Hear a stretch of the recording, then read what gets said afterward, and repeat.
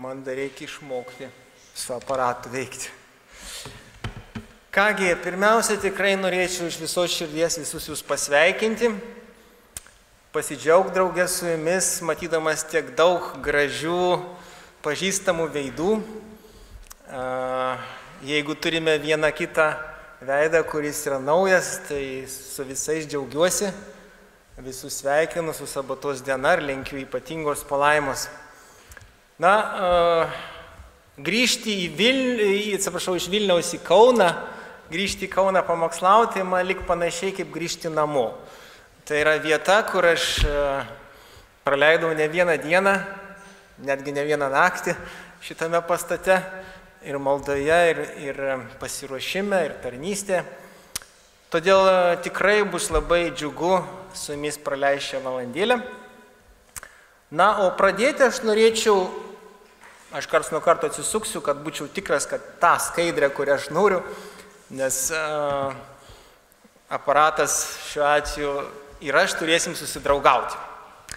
Taigi, mūsų šios dienos dvasinę apmąstymą siūlau pradėti štai nuo to trumpo žodžio. Mūsų viešpas Jėzus Kristus ištardamas atliktą, Jono Evangelijos 19 skyrius 30 eilutę, paskelbė, kad žmogaus išgelbėjimo planas įvykdytas. Nors mes ne viską suprantame, bet žinome, kad nuodėmės ir šėtono sunaikinimas garantuotas. Kad žmonės bus tikrai išgelbėti, o visata amžinai liks saugi. Viešpaties Jėzaus Kristaus mirtis ir jo, kaip vyriausiojo kunigo tarpininkavimo tarnystė dangiškoje šventykloje, užtikrina žmogaus išgelbėjimą. Todėl mūsų gyvenimas, mūsų šios dienos laikas, tai yra pasiruošti gyvenimui naujoje žemėje. Taigi ir klausimas, o kaip mes ruošiamės? Kaip ruošiamės tam, kas mūsų laukia? Ir čia aš norėčiau... Bėga greitai. Ar aš pataikiau? Gerai. Norėčiau jums pacituoti vieną iš Elenos White knygos citatų. Įparašyta knygoje Su meilė iš dangaus. Jeigu kažkas nematot, pasakykit. Jeigu reikės pakartoti, pakartosiu. Jeigu reikia kažką padėti, drąsiai. Taigi, štai ši citata. Mes turėtume kasdien skirti po valandą Kristaus gyvenimo apmąstymui. Turėtume tai daryti pamažu, leisdami vaizduoti, aprėpti kiekvieną sceną, ypač paskutiniasis. Šitaip apmąstant jo didžiąją auką dėl mūsų. Mūsų pasitikėjimas juo bus tvirtesnis. Mūsų meilė bus puoselėjama. Mes labiau prisipildysim jo dvasios. Jeigu norime būti išgelbėti, turime išmokti atgailos ir nusižeminimo pamoką kryžiaus papėdėje. Elena White labai aiškiai pasako bent jau vieną svarbę dalį mūsų pasiruošimo, viso pasiruošimo proceso. Tai yra apmąstyti reguliariai paskutiniasias dienas, valandas paskutiniasias Kristaus kančioje prieš pat nukryžiavimą ir nukryžiavimo metu. Taigi, naudinga patyrinėti žmonių gyvenimą, kurių charakteriai atskleisti Biblijoje paskutinėmis valandomis prieš gelbėtojo mirtį. Ir šiandien aš noriu pakviesti jūs aptarti 4 asmenis. Juos suskirstysime į 2 poras po 2 asmenis. Jie buvo toje pačioje vietoje, tomis pačiomis aplinkybėmis, bet elgėsi ir kalbėjo skirtingai. Taigi kviečiu atsiversti Šventąjį raštą Luko Evangelijos 23 skyrių. Luko Evangelijos 23 skyrius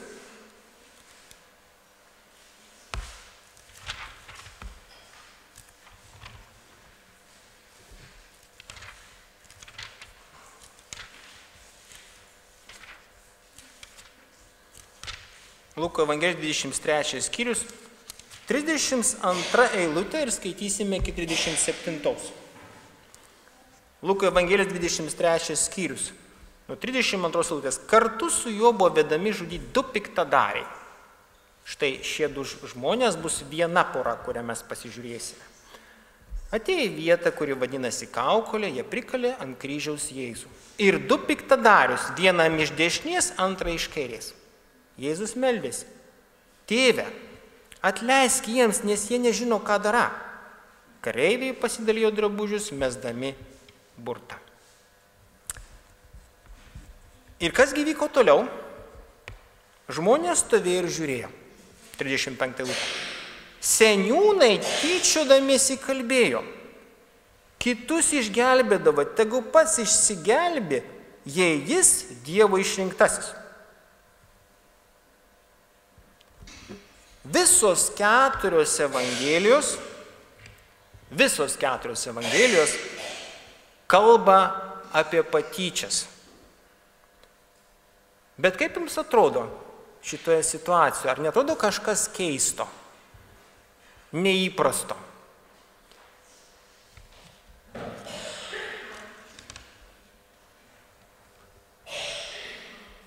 Ką galėtume atkreipdėmėsi, kokią mintį?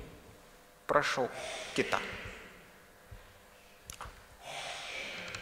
Kokia išvada peršasi? Kad tyčiojasi tik tai iš Jėzaus. Iš kitų 2 piktadarių nesityčioja.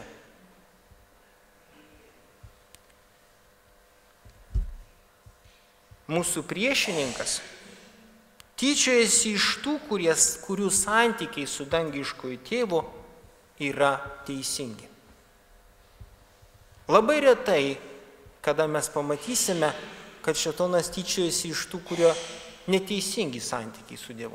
Būna, bet žymiai rečiau. O labai dažnai tyčiojasi iš tų, kurių santykiai teisingi. Aukštieji kunigai, kurie planavo Jėzaus mirtį, buvo tie patys žmonės, kurie ragino dabar Jėzų nužengti nuo kryžiaus. Šie religiniai valdovai kurstė žmonės prašyti paleisti pagarsėjusį nusikaltėlį Barabą, o nukryžiuoti Kristų. O dabar, kai Jėzus kabojo ant kryžiaus, kur jie norėjo, kad jis būtų, jie metė jam iššūkį: nuženk nuo kryžiaus. Mūsų viešpas Jėzus Kristus viešai tarnavo 3,5 metų. Ir po visų mokymų, įsipildžiusių pranašysčių, stebuklų, kurias viešpats darė, matydami jo gyvenimo būdą, jie vis tiek jo netikėjo. Tačiau Jėzui kabant ant kryžiaus, jie pareiškia, kad jeigu jis nužengs nuo kryžiaus, jie patikės jo. Koks akivaizdus melas. Ar būtų jie patikėję? Jeigu 3,5 metų nepadėjo, ar padėks vienas įvyks? Aišku, ne. Bet pastebėkime, mūsų viešpas niekada nesivargino padaryti prašomo stebuklo, kad įrodytų, jog yra Dievo sūnus. Prisimenat dykumoje per gundymus. Ko šėtonas prašė? Jeigu tu esi Dievo sūnus, liepk, kad... Pratęskite. Kažkas sako, tai garsiau. Kad šie akmenys pavirstų duona. Ar galėjo viešpats paversti akmenys duona? Galėjo. Ir jam tai buvo gundymas. Nei vienam iš mūsų tai nebūtų gundymas. Bet viešpats to nedarė. Taip lygiai ir čia Dievo sūnus nepasidavė jų reikalavimus. Sekant. Kita. Taigi, kodėl šėtonas tyčiojasi iš Kristaus mokinių? Bet dažniausiai nesityčioja iš kitų žmonių. Štai tam atsakymui palyginsime kitus 2 mokinius – Petrą ir Joną. Jūsų dėmesiu norėčiau pasiūlyti dar porą citatų iš tos pačios knygos Su meilė iš dangaus. Iš tai čia parašiau. Išrašyta Elena White taip apibūdina mokinį Joną. Mokinys Jonas įžengęs į teismo salę nė nemėgino slėpti, kad jis Jėzaus sekėjas. Jis nesimaišė šiurkščioje jo mokytoje niekinusioje minioje. Jo niekas nieko neklausinėjo, nes jis nemėgino dėtis tuo, ko nėra. Taigi išvengė įtarimų. Kitą skaidrę, prašau. O apie Petrą ilgesnį citatą. Štai kaip Elena White parašo apie Petrą. Petras nenorėjo, kad būtų sužinota, kas jis. Matot skirtumą? Jonas net nemėgino slėpti, o Petras nenorėjo. Toliau įrašo, dėdamasis abejingas, jis pateko į priešo teritoriją. Norėčiau pakviesti jūs, skaitant šitą citatą, stebėti tuos kritinius taškus. Dėdamasis abejingas, jis pateko į priešo teritoriją. Toliau. Ir tapo lengva pagundų auka. Štai kai rašo toliau. Jeigu jis būtų buvęs pašauktas kovoti dėl savo mokytojo, o jūs žinote, kad Petras bandė kovoti dėl savo mokytojo, prisimet, kom tai baigėsi? Jis įsitraukė kardą, pataikė vienam žmogui kažkur tai tenai netoli ausies ir ją nukirto. Ir žinot, aš kada skaitau tą istoriją, aš meldžiuosi, ačiū Viešpatie, kad nebuvo 4 kryžių vietoj 3. Ten labai nedaug trūko, bet Viešpats spėjo tai pataisyti. Toliau ką rašo, paklausykit. Jeigu jis būtų pakviestas, pašauktas kovoti dėl savo mokytojo, būtų buvęs drąsus karys, bet kai jį buvo nukreiptas, įsiklausykit, paniekos pirštas, jis pasirodė esantis koks? Jūs jau perskaitėte, šaunuoliai. Bailys. Kovoje nebuvo. O kuris neatsilaikė? Daugelį tų, kurie nevengia aktyvios kovos už Viešpatį, savojo tikėjimo priverčia išsižadėti, kas ten parašyta. Patyčios. Matot, koks skirtumas? Kada reikia kovoti sunkią kovą su kardu, mes esam drąsūs. O kada reikia atsilaikyti prieš patyčias, dažnai būna žymiai sunkiau. Sutapdami, paklausykit, sutapdami su tais, kurių vengti turėtų, jie pasuka pagundų keliu. Kada pasuka pagundų keliu? Kai sutampa, čia ne mano žodžiai. Susitapatina, ačiū, kažkas gerai pasakė. Pažiūrėkit toliau, jie patys prisikviečia priešą juos pagundyti, juos gundyti. Kas pasikviečia priešą? Patys, kurie pasuka. Ir yra paskatinami pasakyti tai, kuo kitomis aplinkybėmis niekomet nenusikalstų. Jeigu Petras būtų buvęs toks pat tvirtas kaip Jonas, neslėpdamas, kad jis yra mokinys, jis nebūtų atsistojęs į priešo teritoriją. Pažiūrėkit toliau, paskutinis sakinys citatos. Ir mūsų laikais kiekvienas Kristaus mokinys.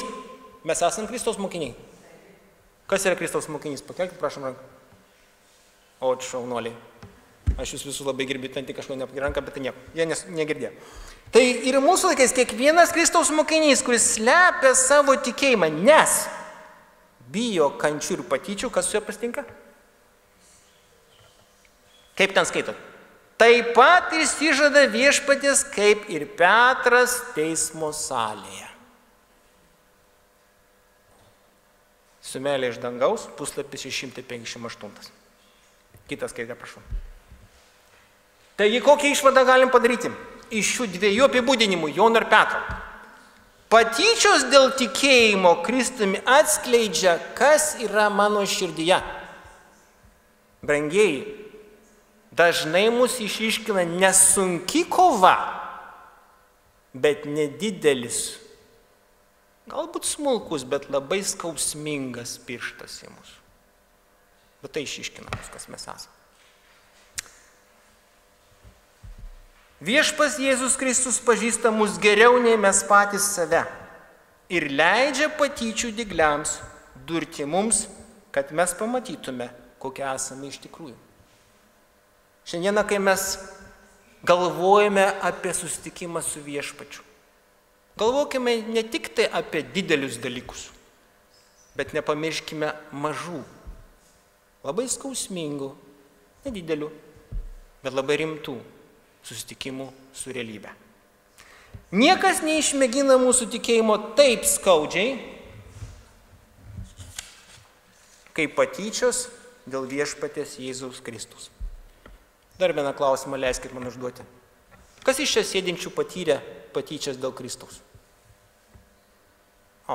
Reiškia, gera auditorija. Ten kalbu, kur reikia. Aš tikiu, kad visi patyrė, daugiau ar mažiau. Kiekvienas žmogus, kuris sąžiningas prieš Dievą ir sąžiningas prieš save, neišvengs to šitoje žemėje. Neįmanoma. Ir aš tik norėjau pasakyti, kad aš iš tikrųjų tai patyriau daug kartų ir įvairiomis aplinkybėmis. Kitas skaidrė. Taigi, kas yra patyčios? Tai tyčiniai pasikartojantis veiksmai, kuriais siekiama įžeisti, įskaudinti kitą žmogų, naudojantis psichologinę ar fizinę jėgos persvarą. Ir tarp suaugusių patyčios dažniausiai vyksta turint psichologinę persvarą. Kitą skaidrę, prašau. Taigi, kokias svarbias pamokas mes galime išmokti, stebėdami mūsų Viešpatį Jėzų Kristų? Paskutinėmis jo gyvenimo valandomis, kai iš jo buvo tyčiamasi, kokia pirma svarbi pamoka? Geriausias būdas atsakyti yra koks? Ką Viešpats Jėzus Kristus darė? Jisai meldėsi už tuos, kurie jį kankino.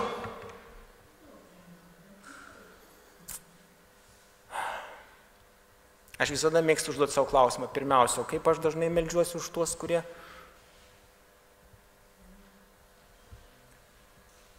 Taigi, tai yra pats geriausias atsakymas. Kitas skaidrė, prašau. Dar vieną citatą iš knygos Elena White.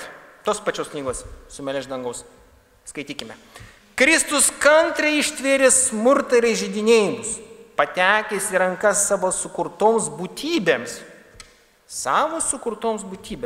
už kurias jis rengėsi atnašauti begalinę auką.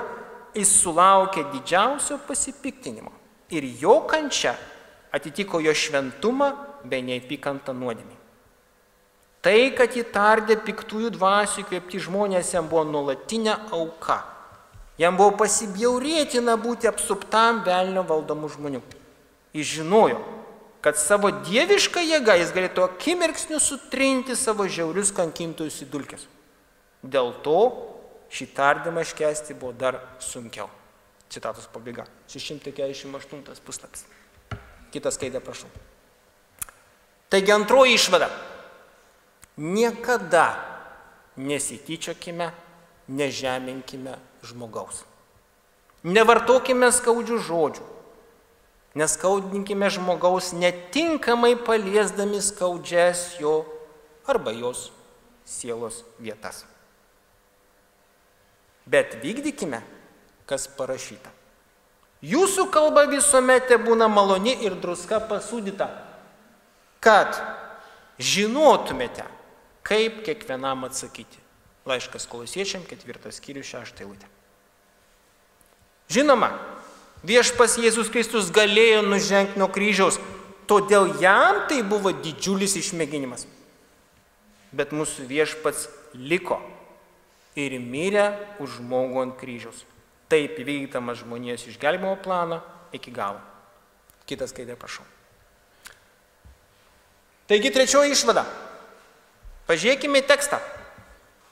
Mato Evangelijos 27 skyrius 42 eilutė. Ta pati scena aprašyta ir ta išvada pasako žmonės, kurie negalvoja apie tai. Mato Evangelijos 27 skyrius 42 eilutė. Tekstas sako, kalbėdami kitus gelbėdavo, o pats negali išsigelbėti. Kokią tiesą mes čia galime surasti? Norėdamas išgelbėti žmonės, Viešpats negalėjo tuo metu išgelbėti savęs. O ką tai reiškia mums? Mums tai reiškia, kad mums taip pat gali ateiti tas pasirinkimo momentas. Ar gelbėsime savo reputaciją, ar kito.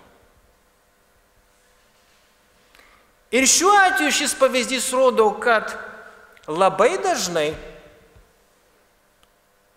jeigu norėsi išgelbėti kito reputaciją, prarasi savo reputaciją. Gali būti išimčių, visai būna gyvenime. Bet dažniausiai bus taip. Gelbėsi kito reputaciją, prarasi savo. Tačiau viešpats Jėzus Kristus mokė, nėra didesnės meilės, kaip gyvybę už savo draugus atiduoti. Ir kai aš skaitau tą tekstą, ką reiškia atiduoti gyvybę už savo draugus, aš kartais pagalvoju, galbūt mes esam pasirengę greičiau gyvybę paaukoti, negu savo reputaciją. Ir dažnai tai iškyla labai rimtas klausimas. Gerai, o dabar grįžkime prie dviejų nusikaltėlių. Kitą skaitę. Taigi pirmasis nusikaltėlis, grįžkime į Luko Evangelijos 23 skyrių. Luko Evangelijos 23 skyrius ir ten skaitysime 39 eilutę. Luko Evangelijos 23 skyrius 39 eilutė. Vienas iš nukryžiuotų nusikaltėlių ėmė žinėti Jėzų. Argi tu ne Mesijas? Išgelbėk save ir mūsų. Pamastykime, brangieji, jam greičiausiai buvo likę kelios valandos iki mirties.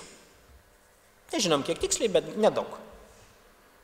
Ir logiškai galim buvo tikėtis, kad šis žmogus atidžiai rinksi žodžius.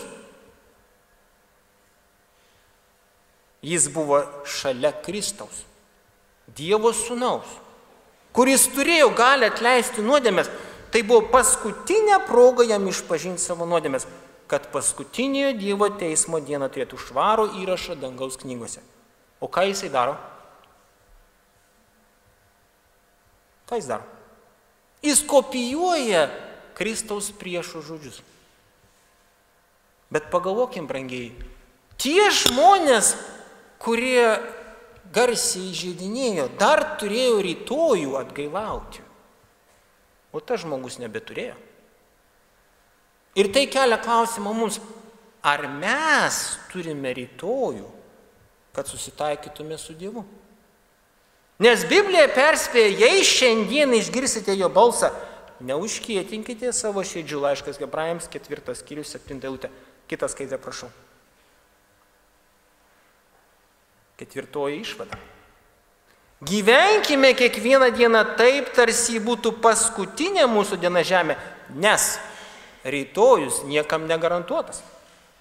Tūkstančiai žmonių turėjo planus dėl rytojos, bet rytojus jiems taip ir neatėjo.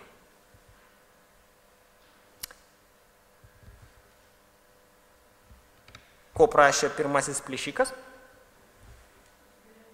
Išgelbėk save ir išgelbėk mus.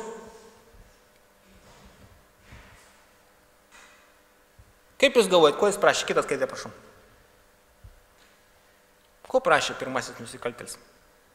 Dar vienos galimybės sugrįžti į tą patį nuodėmės kupiną pasaulį. Kokiam tikslui? Tęsti tai, ką darė lygi tol. Nuteistasis turėjo nebaigtų reikalų šioje žemėje. Todėl prašė išgelbėti jį ir suteikti dar vieną galimybę gyventi savo nuodėmių pilną gyvenimą. Kitas skaitė, prašau. Taigi dar viena išvada. 5. Mūsų planai turi teikti šlovę viešpačiui Jėzui Kristui, o ne tik tenkinti mūsų norus. Pirmasis plėšikas simbolizuoja stebuklų ieškančius tikinčiuosius, kurie ieško stebuklų savo naudai, bet neturi nieko bendra su Dievo žodžiu. Jeigu Jėzus Kristus, mūsų viešpats, drauge su Dievu nusikaltėlis būtų nužengęs nuo kryžiaus, ar tai kaip nors išpildytų pranašystės susijusios su Mesijo mirtimi ir prisikėlimu? Akivaizdus atsakymas – ne. Todėl plėšikui tai nerūpėjo. Jis tik norėjo, kad stebuklas būtų padarytas jo naudai. Kitas skaidrė, prašau. O dabar aš noriu pakviesti jūsų padiskutuoti apie neįprastą terminą. Ar kam nors teko girdėti Šėtono evangeliją? Jeigu kam nors baisus pavadinimas, atsiprašau, bet aš kitaip nesugalvojau. Kuom pasižymė Šėtono evangelija? Mato Evangelijos 16 skyrius. Kas turite šventą raštą prie savęs, prašom atsiverskit. Mato Evangelijos 16 skyrius. Nuo 21 eilutės. Mato 16 skyrius nuo 21 eilutės. Perskaitysim iki 23. Mato 16 nuo 21 iki 23. Štai tekstas sako. Nuo to metų pradėjo aiškinti savo mokiniams, turės eiti į Jeruzalę ir daug iškentėti nuo seniūnų, aukštųjų kunigų ir rašto aiškintojų, būti nužudytas ir 3 dieną prisikelti. Tada Petras pasivadinęs į šalį ėmė drausti, nieku gyvų viešpatie, tau neturi taip atsitikti. O jis atsisukęs subarė Petrą, eik šalin Šėtone. Tu man papiktinimas, nes mastai ne Dievo, o žmonių mintimis. Pamastykime. Viešpas Jėzus Kristus ilgą laiką jau kalbėjo savo mokiniams ir visiems, kuris kelbė, jis turės eiti į Jeruzalę, nukentėti nuo rašto aiškintų vyriausių kunigų, būti nukryžiuotas, numirti 3 dieną prisikelti. Jis aiškiai tai sakė? Aiškiai sakė. O dabar kas įvyko? Mokinys nusprendė pataisyti savo mokytoją, sakydamas, tau tai neturi vykti. Kodėl? Tugi nepadarai nuodėmės. Ar logiška buvo? Atrodė, Petras skelbė ramybę ir saugumą, nors faktiškai artėjo staigi mirtis, staigus sunaikinimas. Ir Jėzus jį subarė tuo pačiu atskleisdamas, kad šios žinios autorius buvo ne Petras, o žmonijos priešas. Kitas skaidrė, prašau. Atgal, vieną atgal. Va. Taigi, Šėtonas rūpinasi tuo, kas jaudina neatsivertusius nusidėjėlius. Jis skelbia evangeliją, kuri visai nėra evangelija, nes jos tikslas tenkinti žmonių norus, o ne vykdyti Dievo valią. Pasaulis vilioja turtais, garbe, valdžia ir galiausiai nėra nieko blogo, jeigu žmogus turi materialinių gerybių, kurios įgytos tinkamu būdu, kuriam Dievas pritarė. Bet kur bėda? Jei turtas tampa pagrindiniu reikalu, tuomet prarandame Dievo mums duotą misiją. Štai, kas buvo Šėtono žinia, kurią jisai skelbė kaip per Petrą, taip ir per šį plėšiką, kuris kabojo ant kryžiaus. Gelbėk save ir mus. Netikėkime šitą evangeliją, niekada nepriimkime. Kitas skaidrė, prašau. Taigi antrasis nusikaltėlis. Grįžkime į Luko Evangelijos 23 skyrių. Luko Evangelijos 23 skyrius, 40-41 eilutės. Luko Evangelijos 23 skyrius, 40-41 eilutės. Antrasis sudraudė jį. O kaip jis sudraudė? Pažiūrėk į šitas žodžius. Ar kur nors mes esam jos girdėję? Antrasis jis sudraudė ir Dievo tu nebijai, kentėdamas tą pačią bausmę. Leiskite man šitoje vietoje stabtelti ir būti nepopuliariu. Šita vieta mums parodo labai svarbią tiesą. Nors visi esame nusidėjėliai, kuriems reikia malonės, bet turime sudrausti vienas kitą su meile, kai kažkas iš mūsų klysta. Nebijokite tų, kurie garsiai šaukia, neteiskite. Tai iš tikrųjų visiškai neteisit, o tiesiog pataisot klystantį. 1 Timotiejui 5:20 aiškiai parašyta, nusidedančius bark visų akivaizdoje, kad ir kiti bijotų. Tai nereiškia, kad turi būti viešas teismas. Ne. Tai tiesiog parodo, kad mes turim būti sąžiningi. Jeigu kas gera, pagirkime. Kažkas klysta, pataisykime. Bet darykime tai visada su meile. Taigi antrasis plėšikas, sutrausdamas pirmąjį, ko jis jo klausė? Ar tu Dievo nebijai? O kur dar mes skaitėme apie Dievo baimę? Toks tekstas sako, angelas skrydo dangaus vidurį ir šaukė ką? Bijokite Dievo ir atiduokite jam pagarbą, nes atėjo jo teismo diena. Taigi, brangieji, iš tiesų turime raginti pasaulį ir vienas kitą bijoti Dievo. Tai yra mūsų pareiga. Amžinoji Evangelija ragina mus bijoti Dievo. Tai reiškia, kad turime būti pagarbus, kai kalbam apie Dievą. Ir paklusti jam. Pirmasis plėšikas skelbė šėtono žinią, kuri gundė Kristų nužengti nuo kryžiaus. Tačiau antrasis plėšikas skelbė tiesą, kuri ragino bijoti Dievo. Antrasis plėšikas išteisina Kristų, nes jis supranta, jog Kristus nepadarė nieko blogo, kad nusipelnytų mirties. Juk skaitome 41 minutę. Juk mūdu teisingai gavome, ko mūsų darbai verti, o šitas nieko bloga nėra padaręs. Kitą prašau. Taigi, šeštoji išvada. Kristaus mokiniai, jo sekėjai yra įgalioti pasaulyje paaiškinti, kad viešpats Jėzus Kristus nėra kaltas dėl to, kas vyksta pasaulyje. Pamokęs savo bičiulis to nebaigia.